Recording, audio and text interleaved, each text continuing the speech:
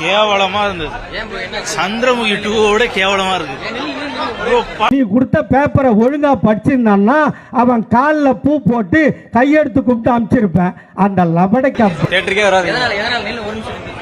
ஒன்னும் பெரிய ஸ்டோரி இல்ல ப்ரோ. உள்ள நீ போடா காஷ்மீருக்கு, நாங்களே தீவிரவாதி அனுப்புறோம், அவன் உன்னை சுட்டு கொல்லட்டும். லபடைக்கா படம் சுத்தமா நல்லா இல்ல. அவரு கத்திக்கிட்டே இருக்காரு, எது கத்துறாருன்னு யாருக்குமே தெரியல.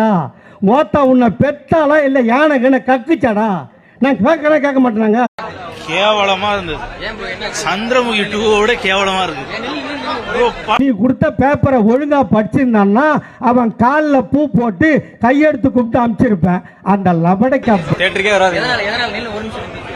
ஒன்னும் பெரிய ஸ்டோரி இல்ல ப்ரோ. உள்ள நீ போடா காஷ்மீருக்கு, நாங்களே தீவிரவாதி அனுப்புறோம், அவன் உன்னை சுட்டு கொல்லட்டும். லபடைக்கா படம் சுத்தமா நல்லா இல்ல. அவரு கத்திக்கிட்டே இருக்காரு, எது கத்துறாருன்னு யாருக்குமே தெரியல.